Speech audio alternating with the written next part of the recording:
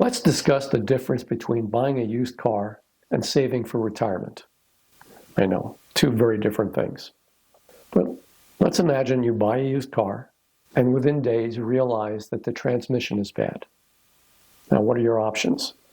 Well, since you realize there's a problem, you go back to the salesman or the dealer, insist on either money back or repair, normal things. You might get a response like, look, you're an adult, you made an adult decision, depending on, of course, on the dealer. You might decide to take care of the repair yourself. You might decide to dump the car ultimately.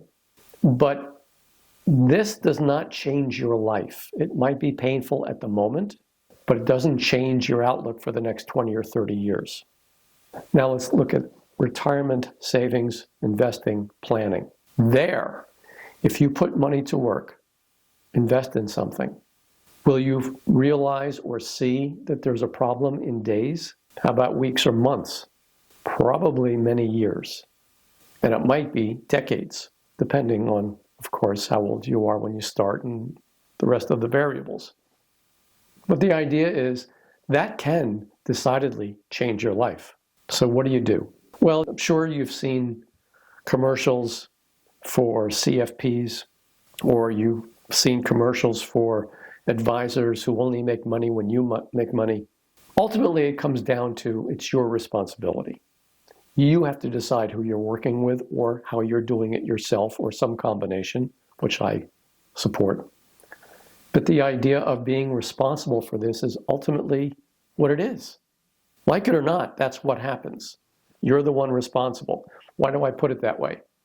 Well, if you recognize that, you're going to recognize the need to plan on a 50-year timeline.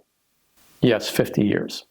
With my clients, what I do is discuss 50-year timelines. Now, if you're 25 years old, it's actually a 75-year timeline. If you're 75 years old, it's a 25-year timeline, but something that takes you sort of up to age 100-ish. There is a need to get away from the Wall Street penchant for, what do you think the market's going to do this year? Do you think the market's going up or down? Does it matter? You want to put money to work for the long term. And the sooner you adjust to the idea of making sure that you have some certainty in what you will have down the road. How do we do certainty with the stock market? Good question. And therein lies another video. But the idea is 50 years at a clip, long term, not what's happening this week, this month, this year. Plan for the long term. Does that mean you can't sell whatever you've invested in a year or two? Of course not. But always the long approach. That's important. Now, with that, it will necessitate simplicity.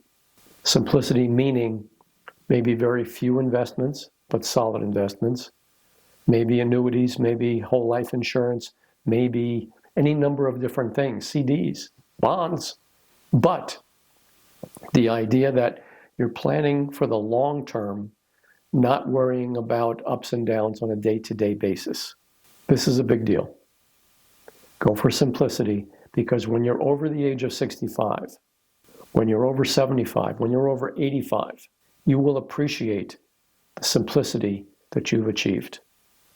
And along the way, if you need any help from a family member, from a friend, from anyone, the simpler you can make the overall plan, the more reasonable it will be to get someone else's help without worrying about the complexity that might otherwise be there.